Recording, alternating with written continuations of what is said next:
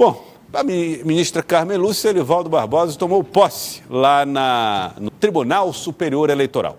Ela vai substituir Alexandre de Moraes, que deixa a presidência do tribunal, volta a compor exclusivamente aí a corte do STF, e aí está a solenidade de posse que aconteceu ontem. Elivaldo, detalhe, além da presença, né, do presidente da República, o presidente do Senado, o presidente da Câmara, autoridades também. Tudo o presidente do Congresso aí, né?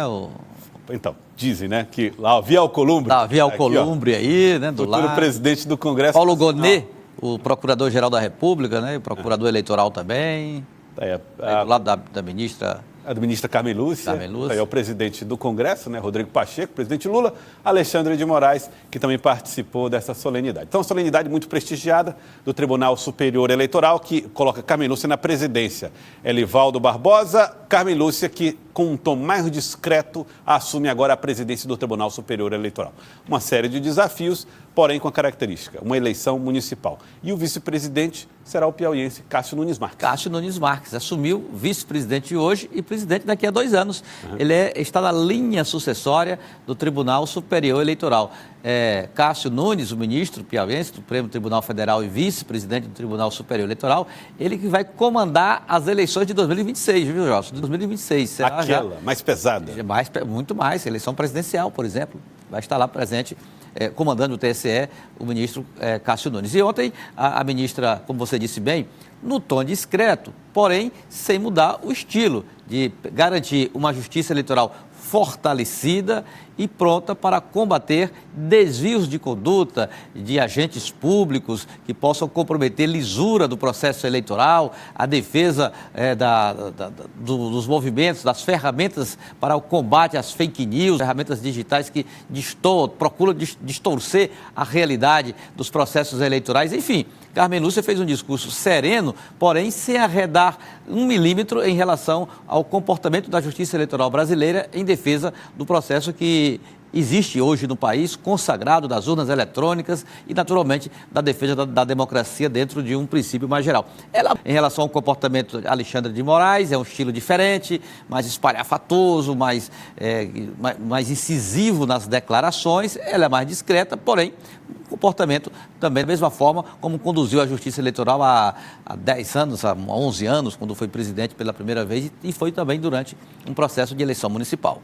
E na solenidade de posse, a ministra Carmen Lúcia atacou as notícias falsas e quem usa delas para ter resultado eleitoral. Vamos ver.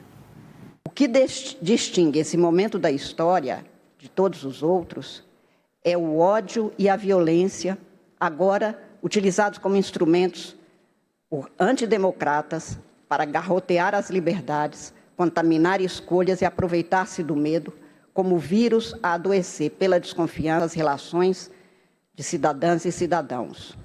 Assim, o dono do vírus produz o próprio ganho político, econômico, financeiro, social e agora quer também o eleitoral. A mentira é um insulto à dignidade do ser humano, um obstáculo para o exercício pleno das liberdades. Um dos desafios contemporâneos e que ocupa parte da ação da justiça em geral e da justiça eleitoral no Brasil especificamente, para que não prospere, a mentira espalhada pelo poderoso ecossistema digital das plataformas é um desaforo tirânico contra a integridade das democracias. Tá aí, a posse que aconteceu no Tribunal Superior Eleitoral em Brasília. Sávia Barreto, direto de Brasília, traz mais detalhes para a gente. Sávia, boa tarde para você. A ministra Carmen Lúcia ataca um ponto importante já trazido pela gestão Alexandre de Moraes, vamos colocar assim, as fake news. A preocupação é, de fato, com a maneira como se pode espalhar notícias falsas e isso pode comprometer o processo eleitoral. Ela que foi presidente, a primeira mulher presidente do TSE em 2012, então é uma nova configuração. A gente tem o ministro Cássio Nunes piauiense como vice-presidente, tem a entrada do ministro André Mendonça. A gente via que o TSE tinha ali uma formação muito mais próxima daquilo que defendia o ministro Alexandre de Moraes e agora é uma configuração um pouco diferente. A gente vai saber na prática isso através dos próximos julgamentos. Mas a ministra ela já tinha sido relatora das resoluções desse ano, do TSE, principalmente sobre combate à desinformação. O TSE vem combatendo desde 2018, foi muito criticado na eleição de 2018 e tem tentado correr contra esse prejuízo. Claro que há muitas dificuldades porque a tecnologia avança, a maneira de burlar o avanço, né, da legislação também, há muitas formas de se burlar, então o TSE está sempre, de certa forma, correndo atrás, tentando se antecipar a respeito também daquilo que é apreciado aqui no Congresso. A gente viu agora recentemente como que os parlamentares se comportaram naquela votação daquele veto do ex-presidente Jair Bolsonaro sobre, de certa forma, combate às fake news, mas é um desafio que o TSE tem tentado se preparar, principalmente sobre o uso da inteligência artificial nessas eleições, porque, de certa forma, vai ser o primeiro teste, né, do uso da inteligência artificial em massa nessa eleição municipal. O discurso dela foi um discurso naquele estilo Carmen Lúcia, mais comedido, mas com recados duros, né, com recados duros de que o TSE não vai ser complacente, não vai aceitar, Joelson, que se desrespeite e se desequilibre o pleito, né, que se desrespeite a legislação e que se desequilibre o pleito usando aí ferramentas que não são legais, que não são corretas. Bom, aproveitando, Sábio, o contato com você em Brasília, outro assunto importante, o projeto que cria, o projeto de lei, né, que cria um novo imposto federal sobre as comprinhas estrangeiras de até $50. Isso deve ser votado hoje no Senado, a expectativa é essa. Qual é de que maneira que o governo está se portando diante dessa aprovação dessa matéria, que é, repito, de interesse do governo? Inclusive, relator é um piauiense, né, o deputado federal Átila Lira, do Progressistas. Foi votado na semana passada na Câmara dos Deputados. Era para ter ido imediatamente no dia seguinte para o Senado, mas aí o presidente do Senado, Rodrigo Pacheco, disse não.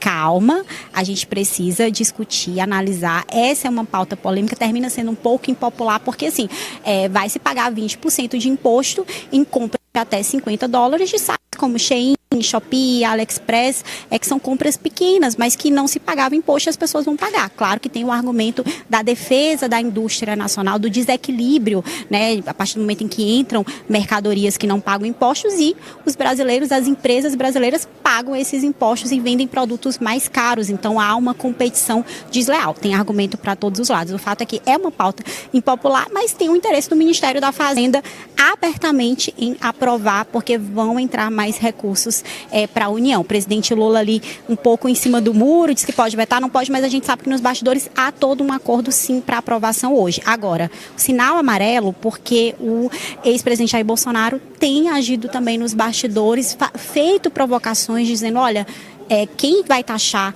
a culpa de tudo isso é do presidente Lula se você pagar mais caro. Então termina mobilizando o debate nas redes sociais. A gente vai ver se, de fato, é só uma provocação retórica e se os deputados bolsonaristas, os senadores bolsonaristas alinhados mais à direita, de fato, vão seguir nessa linha ou realmente na hora H vão fazer um voto pragmático. Vamos ver o que vai acontecer. O fato é que isso vai taxar as compras em até $50. Elivaldo Barbosa, o governo poderia eventualmente fortalecer o mercado interno, cria então ou propõe a criação de uma barreira de proteção para evitar que haja uma entrada livre desses produtos. É o outro lado da moeda, né? Se existe essa interpretação mais política, não é, Joelson, que diz respeito à cobrança, ao governo ali aumentando a sua receita através de cobrança de impostos, mas também tem esse outro argumento que diz respeito exatamente ao aspecto relacionado à defesa da indústria nacional, da empresa brasileira que passa a ter uma proteção maior, uma igualdade, uma competitividade maior. A indústria que já anda aí na lona praticamente, pela desigualdade de condições de produção na China, por exemplo, como aqui no Brasil, dá uma situação de maior competitividade. Além do mais, tem um outro aspecto alegado pelo presidente, o senador Rodrigo Pacheco, que essa matéria ela está embutida, Joelson, naquela situação do projeto Mover, da descarbonização. E já tem uma discussão que envolve a Zona Franca de Manaus, relacionada à produção de bicicletas, porque isso também poderia ter um processo de acelerar essa descarbonização, enfim, e aí já vai ser, a bancada da Amazônia já vai ser ouvida. Então, ela já nos traz essa informação aí relevante, porque é provável que essa matéria demore um pouquinho aí para ser votada. Ela não vai ser votada assim da noite para o dia, não. É provável que ela sofra até emendas e retorne lá para a Câmara Federal, que é a casa de origem. O presidente da Câmara, Rodrigo Pacheco, o presidente do Senado, Rodrigo Pacheco, falou a respeito da aprovação dessa matéria ou não. Vamos ver. Todos os dois temas são relevantes, tanto o tema do programa em si do governo, que é esse programa de mobilidade, quanto a questão da taxação também, que foi amplamente debatido na Câmara. Vocês da imprensa deram, inclusive, grande notoriedade a esse tema, que envolveu a sociedade civil. Então, esse tema está bastante debatido e agora é a vez do Senado, de bastante cautela, examinar cada um desses dispositivos. Outro assunto, esse polêmico e-mail, diz respeito a uma outra PEC. Rodrigo Pacheco também afirmou que a proposta de emenda à Constituição que pode privatizar áreas da União do litoral brasileiro será tratado com cautela, com prudência, com amplo debate, inclusive no plenário do Senado. Ganhou muita repercussão essa história, que é a ideia da privatização das praias, como ficou conhecido o assunto, e que mobilizou ambientalistas numa discussão, num debate, e senadores, sobretudo senadores como, por exemplo, Flávio Bolsonaro, que defende esse processo de privatização, alegando uma exploração melhor de áreas já ocupadas. Vamos ver o que disse o Rodrigo Pacheco. O que eu digo como presidente do Senado é que nós vamos ter toda a cautela com um tema dessa natureza. Primeiro, porque envolve uma alteração constitucional.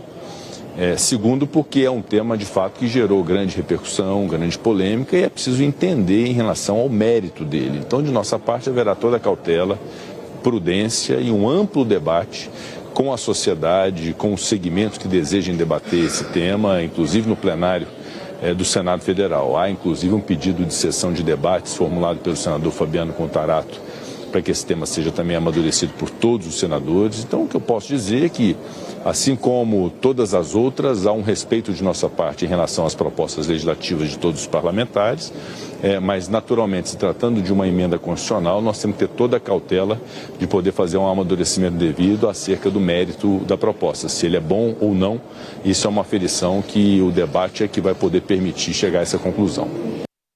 Sabe, a gente tem projetos completamente diferentes. Você tem de um hábito dos brasileiros, que é a compra online, e tem outro que é da identidade dos brasileiros, que é a ida à praia. Tem muita gente achando que é a areia da praia ali que vai ser privatizada. A matéria não fala sobre isso.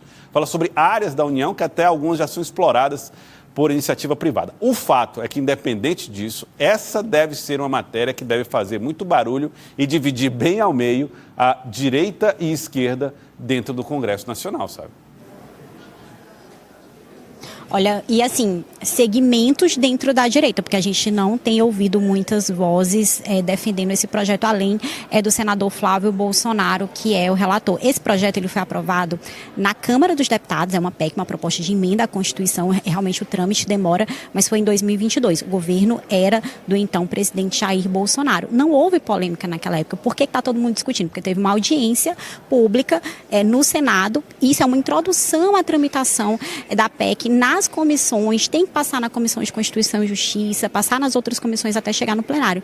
Mas uma hora vai chegar, né? Porque já está tramitando. E a gente viu no final de semana uma polêmica da atriz Luana Piovani com o jogador Neymar, trocando farpas, aí um dizendo que o outro apoia, ela dizendo que o Neymar apoia a privatização das praias. O fato é, a repercussão foi muito negativa, os senadores são sensíveis sim à opinião pública, então a gente viu que de certa forma refluiu uma defesa que tinha de alguns segmentos a respeito desse assunto, porque além de tudo, a gente teve recentemente, Joelson, a tragédia, está tendo ainda, porque ainda repercute a tragédia no Rio Grande do Sul. Então discute-se aquecimento global, discute-se a necessidade de proteção dessas áreas ali à beira do mar e, acima de tudo, o acesso democrático às praias, né? Como é que seria, de fato, essa privatização?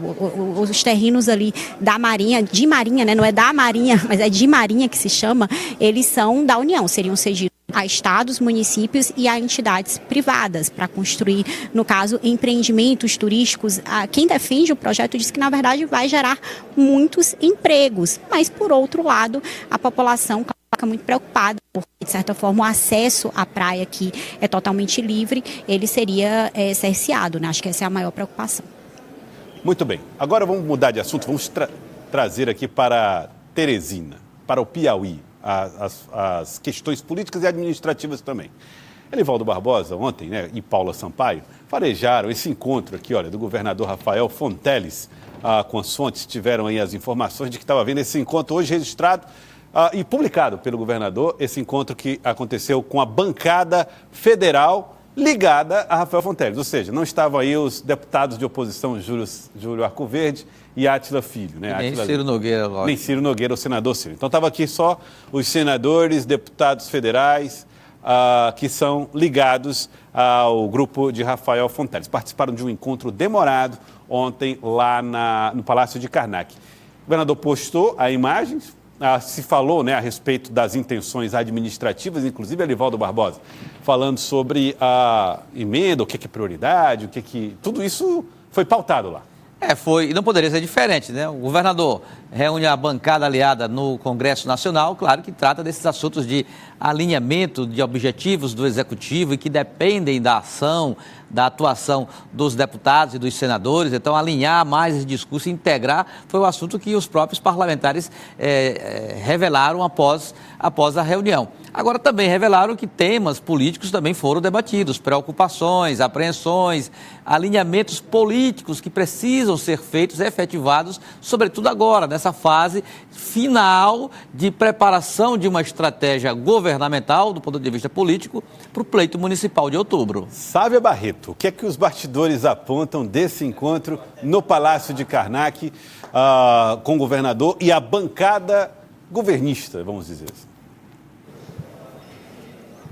Olha, essa parte institucional, Elivaldo explicou muito bem, eu vou aqui só na parte política, que foi depois da primeira hora da conversa. Na segunda hora, teve muita gente abordando, primeiro solicitando que o governador, nas agendas aqui em Brasília, ele possa estar junto dos deputados federais e dos senadores. A gente vê que o governador vem com frequência a Brasília, tem agendas em ministérios, vem com secretários estaduais, mas os deputados querem compartilhar dessas agendas com o governador. E segundo as minhas fontes, o governador sinalizou positivamente, porque quando é um não muito claro. Então, nesse caso, ele sinalizou positivamente a abrir mais agendas com a bancada federal. O segundo ponto foi solicitação de recursos. E aí a nossa audiência vai questionar, mas os deputados federais e os senadores já não têm acesso ao orçamento da União, estão cada vez mais empoderados, a gente vê a dificuldade do presidente Lula aqui no Congresso. Sim, eles têm acesso, mas eles argumentam, por outro lado, que também a responsabilidade deles é muito grande. São muitos municípios, muitos prefeitos, vereadores, lideranças,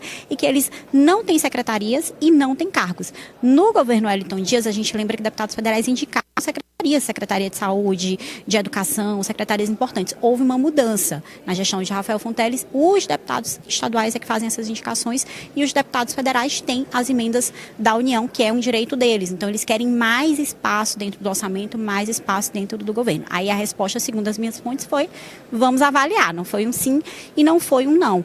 E, claro, houve uma sinalização. Os deputados e senadores com quem eu conversei, eles entenderam assim, que houve uma sinalização de que secretários estaduais não teriam o apoio direto do governo para disputar a eleição agora de 2026. Algo que já foi falado em público, em entrevistas do governador, mas é uma preocupação constante dos deputados e senadores que querem renovar os seus mandatos. Então, é natural que já se mirem ali dentro do próprio grupo, da própria base, eventuais concorrentes.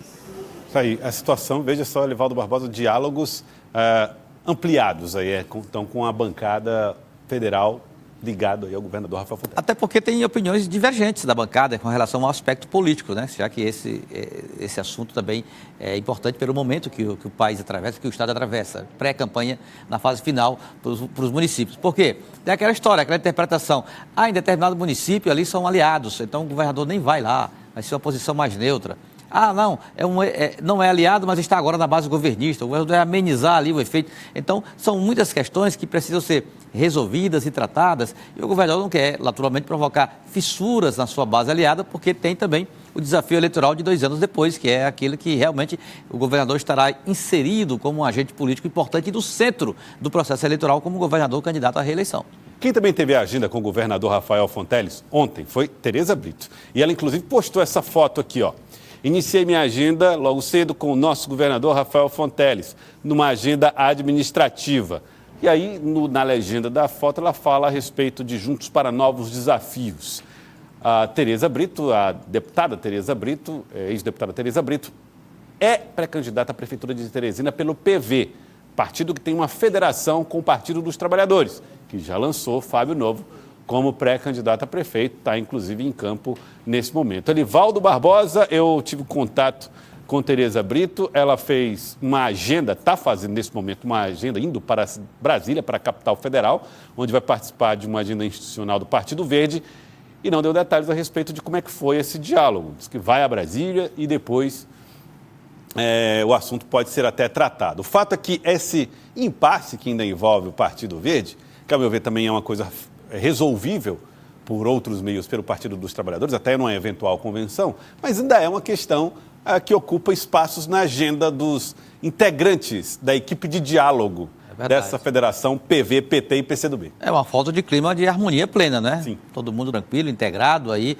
A ex-deputada Tereza Brito, presidente estadual do PV, pré-candidata à prefeitura de Teresina pela federação, mas ali num clima de harmonia plena aí com o governador, no clima institucional de entendimento normal, tranquilo. Eu acho que essa situação da pré-candidatura da ex-deputada, ela não vai para a convenção, será resolvida até lá, ainda no mês de junho, essa situação será resolvida.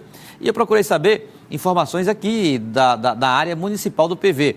Hoje eu conversei com o vereador Neto do Angelim, que é filiado ao PV, e ele aguarda. Olha, tem uma conversa com a presidente, Tereza Brito, ela está, aos poucos, tratando essa questão no diretório municipal. Ele prefere nem se pronunciar, porque vai aguardar a decisão do partido. Ele está lá numa condição de recém-filiado e seguindo rigorosamente a cartilha política do prefeito, e não poderia ser diferente, a fidelidade ao partido, mas ansioso por uma definição, que o partido realmente se integre de uma vez por todas à federação PT e PCdoB, nesse caminho que tem o pré-candidato Fábio Novo como, eu diria assim, o pré-candidato de consenso dos dois partidos, e que falta agora a incorporação do PV nesse movimento que envolve a federação. Sabe, a foto, ela mostra o sorriso, né? Mostra, como disse o Elivaldo, um clima de harmonia. Está aí pintando o momento do entendimento com o PV, e aí tem uma outra questão, a gente pode já constatar isso nitidamente. O fato de uma eventual não declaração ainda do Partido Verde de que estará 100% com o Fábio Novo não está impedindo a pré-candidatura de Fábio Novo, que está aí correndo normalmente. Não está impedindo e não vai impedir. Agora, é importante unir a federação, é simbólico, né, que todos os partidos da federação estejam juntos, e também a ex-deputada Tereza Brito, ela tem um peso em Teresina, né, ela que por tanto tempo esteve junto do PSDB, de Silvio Mendes, do ex-prefeito Firmino Filho, ela dialoga não só com o segmento ligado ao meio ambiente, mas também o segmento mais católico do eleitorado. Então, assim, e é uma mulher, né, então acho que são vários pontos que é importante unir, né, o PV junto com o PT. Agora, em política não existe coincidência, a gente sabe disso. Então, se a ex-deputada postou a foto sorrindo, é porque um recado está sendo dado também, um recado de alinhamento. Agora, é o suficiente para o anúncio formal? Ainda não. Provavelmente ainda há ajustes a serem feitos para esse anúncio de fato se concretizar. Continuar falando de eleição municipal, só que dessa vez na cidade de Pimenteiras. Pesquisa de intenção de voto na cidade de Pimenteiras, que você acompanha aqui no nosso Jornal do Piauí. Vamos colocar na tela as informações. O Instituto Piauí Vox foi quem a realizou. 03890/2024 é o número de registro, período de 27 a 28 de maio deste ano. 300 eleitores foram ouvidos com a margem de erro de 5,7%, margem de confiança de 95%. E a informação é esta aqui na tela para você. Lúcia Lacerda, do PSD, lidera, com folga, 64% das intenções de voto. Tony Feitosa, 23,67%. Ele, que é do Partido dos Trabalhadores, aparece em segundo. Não sabe, não opinam, 11,67%. Nenhum branco nulo, 0,67%. Portanto, folga, Lúcia Lacerda lidera com folga. Se você colocar aí os votos válidos, esse número até cresce bastante nas intenções de votos aí na cidade de Pimenteiras. Portanto, Lúcia Lacerda, que é a atual prefeita, vai disparando na dianteira. Elivaldo Barbosa, e a pesquisa que também falou sobre a aprovação da gestão mostra que a atual prefeita está numa situação bem confortável. Confortável, bem avaliada. A prefeita Lúcia Lacerda, ela já é uma liderança de projeção além Pimenteiras. Ali ela se projeta em toda a região valenciana, considerando ali que Pimenteiras fica pertinho de Valença. Então, ela é uma liderança consolidada do ponto de vista até regional. E se consolida também nos números da pesquisa do Instituto Piauí Vox. E se você fez referência aí aos votos válidos, quando você leva em conta os votos válidos, essa diferença aumenta ainda mais, supera 70% dos votos válidos, então ela pavimenta bem a reeleição lá no município de Oeiras. Olha, de Pimenteiras, ela que é do PSD, e o adversário do PT, percebe-se também que no município será um embate de partidos governistas. Partidos da base, né, de sustentação ao governo lá na cidade de Pimenteiras. Um abraço a Pimenteiras acompanhando o nosso Jornal do Piauí.